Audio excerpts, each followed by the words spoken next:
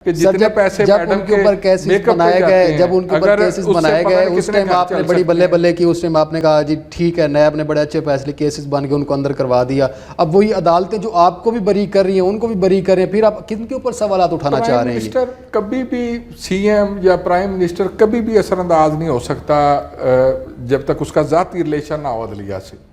ये जो नवाज फैमिली और जरदारी फैमिली का एक ट्रेंड था, ये पुराने वक्तों से शुरू थे इसी सिलसिले पे। असरअंदाजी तो फिर नैब चेयरमैन के ऊपर भी दिखाई देगी जब इमरान खान वजीर आजम थे, केसेस तो उनके दौर में बने ना। बात ये अभी आप ये देखें कि जो नैब का चेयरमैन जिस पे आता था कि जी खान साहब ने लगा दिए, तो बात यह है कि फिर कभी नून ने लगा दिए, कभी जो भी आएगा, अगर आज कोई आएगा सीएम तो वो अपने लगा देगा, लेकिन अदलिया इस तरह नहीं कर सकती।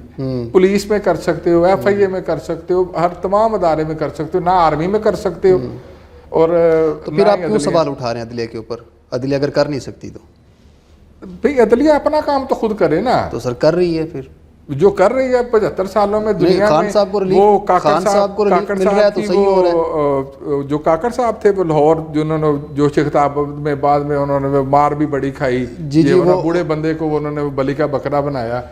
उनकी आप सुनो, वो कौम जागनी चाहिए उनके वो उस तकरीर के बाद। जो उन्होंने कहा बिल्कुल सच कहा उन्होंने, कोई मसला ही नहीं। करे कौन, करेगा कौन? अब मैं अदलिया की बात करूं, अदलिया तो इन्हें अदालत लगा दो जी, ये फलां कर दो जी, अभी तो पुलिस की बात करो जी, उठा लो जी। तो ये कौन सी ट्रेंड है, ये कौन सा तरीकाकार है कि पुलिस को? अभी मैं कहता हूँ गलत काम कर रहे नून वाले भी कर रहे, और हमारे सीएम ने भी वो इजाज़त दे दी कि जी आपने पर्चा इन पे काट दो, सनाउल्लाह को उठा लेंगे। यार मेरी तरफ से उठा लो, जिसको उठाना है, जो मुजरिम है उसको उठा लो, कोई मसला नहीं। मैं उसका हामी नहीं हूँ, लेकिन मसला सिर्फ ये है कि क्या फैसले पाकिस्तान और अवाम के हक में होंगे? क्या आम बंदे को भी रिलीफ मिलेगा? क्या आम बंदे के लिए कोई फ़ायदे की बात होगी? उसको कोई रोज़गार के मौके मिलेंगे? टेक्सटाइल सेक्टर तो बंद हो गया। मैं आपको एक और बात बताता हूँ, इत्तफाकन आपने बात कर दी।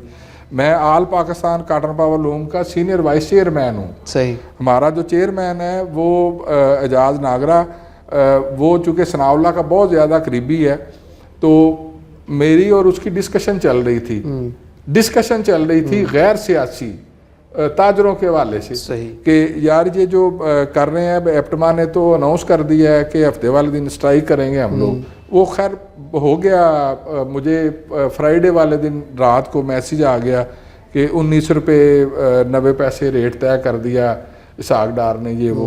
तो वो अब वो स्ट्राइक कैंसिल होगी। वो तो एक बात समझ लगती है। टेक्सटाइल सेक्टर सारा बंद हो गया।